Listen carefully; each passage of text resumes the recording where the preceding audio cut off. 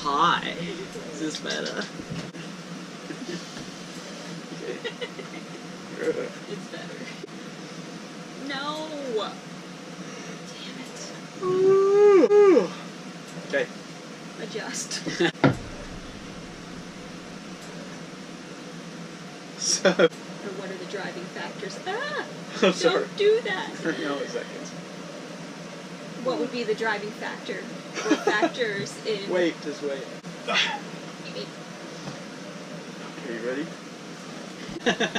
Whatever this is going to be, this is the one. Oh man. Coffee made us tired. I know. So, this is like 2 days just to film this. So, one of our Instagram followers.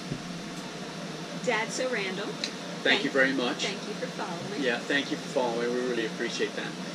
One of our Instagram followers asked us if we had a backstory to what we're doing. You know, obviously, you can see we're hanging out on a boat right now. And we do have a backstory. We just didn't think anyone would want to hear it. So it's kind of humbling that people like our posts and videos and want to know more. So thank you very much. It really is.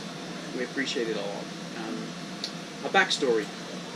I guess the first question you'd have to ask is, you know, what are the driving factors that would make you want to do something like this? Whether it's, you know, it doesn't have to just be on a boat, just the situation we find ourselves in. But, you know, when you take a boat, whether it's a power boat or a sailboat, you know, you're going to eventually, if you want to do a decent trip, you're going to be crossing bodies of water that are so expansive that there's going to be times where you will see no body, you know, no land, no other boats, nothing at all, you know, no birds, and it can become unnerving. Unnerving, definitely. That's the word for it, you know, and scary. And I think anyone that tells you they're not scared is someone you never want to be on a boat with. You know, it's probably good to have a healthy bit of fear. So for us, the driving factors are, where are you at? What do you think? The first driving factor is that you are an illegal immigrant, and we had to leave the country. Let me clarify a little bit here. So I'm English. I was not an illegal immigrant. And we were in the U.S. If Customs and Border ever watched this video, that's not the case. I had to leave on the 5th, and I left. 5th of July. Yeah, 5th of July. And I left. My stamp was coming to an expiration in my passport. And so that was driving factor number one. We had to get out of the country.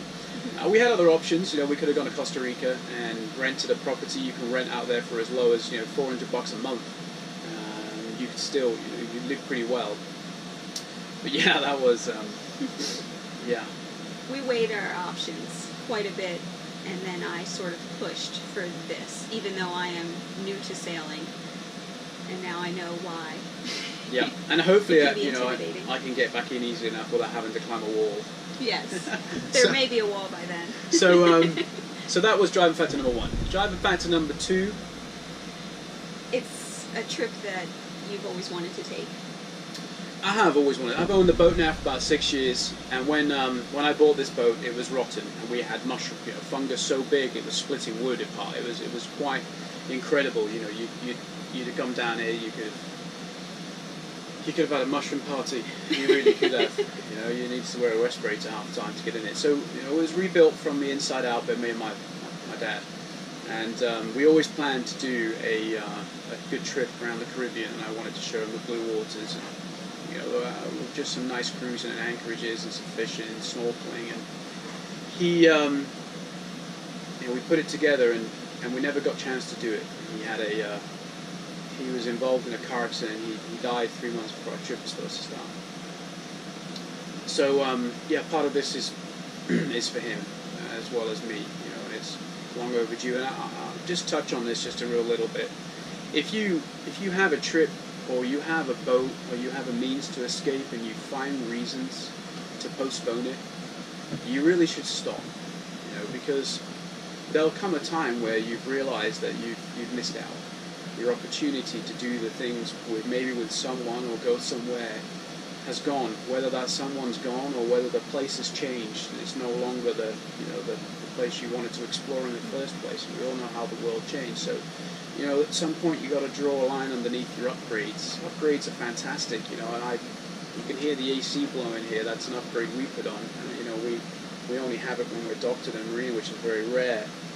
But you just sitting around to change electronics because the newer versions come out, or some other rubbish that you've made up in your head that's stopping you going. Stop. Your boat floats, bilge pump works, and you've got a decent engine and some battery power, and you can go do it. Get out there, go enjoy it. And just take the trip. Yeah, take some spare parts. You need a bit of know-how, and if you don't have any know-how, get some good books. There's some good ones out there. Go. Anyway, sorry, I digress. Back to the background. So that was driving factor number 2. Mm-hmm. Driving factor number 3. Well, I guess I'll answer it. We like change. We like change. We like to explore. We like to be the first set of footprints on a beach. We've experienced that in our first week of being out here, which was just amazing. To the point where we would leave a couple of chairs and an umbrella on the beach, go back to our boat to get our lunch or something, and it was amazing to look at this tiny little key with just our chairs and umbrella sat there. It was only footprints that had touched it that day.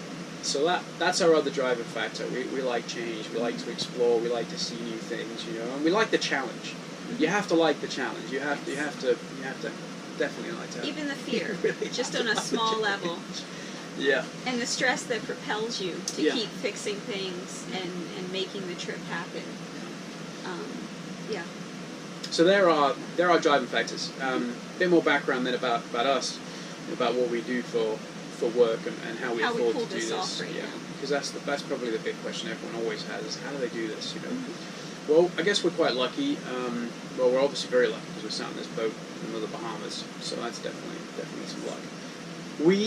I did work as a contractor in hostile countries for the petroleum industry, and I'm ex-military, and I always was in places where I couldn't spend my money because there was no ATMs, there was no nightclubs, there was nothing. So I managed to save enough to buy this boat and put some extra in the bank. I don't have any debt. Very, very lucky in that respect. I'm not saying I've never had it. I certainly have, but I've learned to clear it off and stay out ahead of it. And so I had some money sitting in the bank. We had the boat we already owned, and we have a property that we rent to other people through Airbnb. Mm-hmm. And so that's my backstory. What's yours?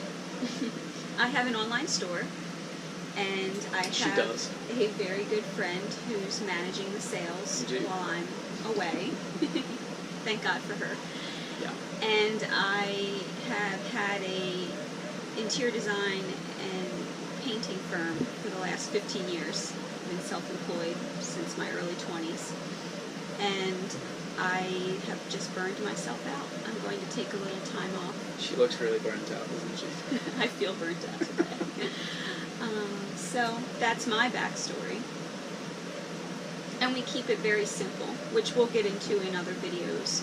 We do. But we try to live off the land or the water as much as possible. We try to use in the 40 takes we've had, she said live off the land every time. Water. I'm going to give her a pole spear and she can go and get some iguanas after this.